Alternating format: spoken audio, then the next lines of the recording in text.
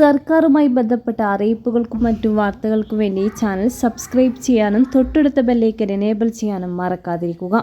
വലിയ പ്രഖ്യാപനങ്ങൾ കാത്തിരുന്ന ജനങ്ങളെയും സർക്കാർ ജീവനക്കാരെയും ഒരുപോലെ നിരാശപ്പെടുത്തിയ മുഖ്യമന്ത്രി വി.ഡി. സതീശൻ നിയമസഭയിൽ അവതരിപ്പിച്ച 2026-27 വർഷത്തെ പുതുക്കിയ സംസ്ഥാന ബജറ്റ് സംസ്ഥാനം നേരിടുന്ന കടുത്ത സാമ്പത്തിക പ്രതിസന്ധികളുടെ പശ്ചാത്തലത്തിൽ പൊതുസമൂഹം ഏറെ പ്രതീക്ഷയോടെ ഉറ്റുനോക്കിയിരുന്ന സാമൂഹ്യ സുരക്ഷാ ക്ഷേമ പെൻഷനുകൾ ഇത്തവണ യാതൊരുവിധ വർധനവും വരുത്തിയിട്ടില്ല.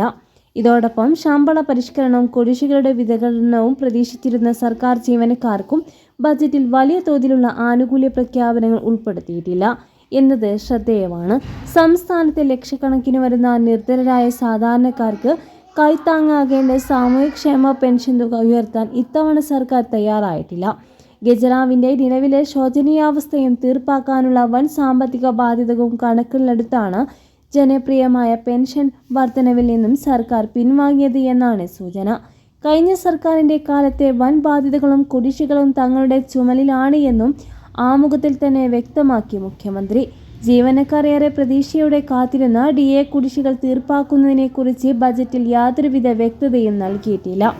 വലിയ സാമ്പത്തിക ആനുകൂല്യങ്ങൾ പ്രതീക്ഷിച്ച ജീവനക്കാർക്ക് ബജറ്റ് വലിയ രീതിയിൽ ആശ്വാസകരമായ പ്രഖ്യാപനങ്ങളൊന്നും നൽകുന്നില്ല എന്നും പതിവ് വിതരണം മാത്രം ജീവനക്കാരുടെ DAയും പെൻഷൻകാരുടെ DRഉം ഇനി മുതൽ മുടക്കം കൂടാതെ കൃത്യമായി നൽകുമെന്നുള്ള ഒരു ഉറപ്പു മാത്രമാണ് ബജറ്റിലുള്ളത്. കുടിശ്ശികകളെക്കുറിച്ച് ബജറ്റ് പൂർണ്ണമായി മൗനം പാലിക്കുന്നു.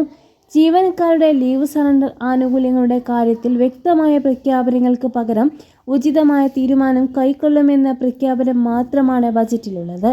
മുൻ സർക്കാർ പ്രഖ്യാപിച്ച അഷോർഡ് പെൻഷൻ പദ്ധതിയിലെ അവ്യക്തതകൾ നീക്കിയ ശേഷം നിലവിലുള്ള NPS പെൻഷൻ സംവിധാനം പരിഷ്കരിക്കാൻ നടപടി സ്വീകരിക്കുമെന്നും പറയുന്നുണ്ടെങ്കിലും സാമ്പത്തിക ആനുകൂല്യങ്ങൾ എപ്പോൾ ലഭ്യമാക്കുന്ന കാര്യത്തിൽ ഉറപ്പുകളില്ല.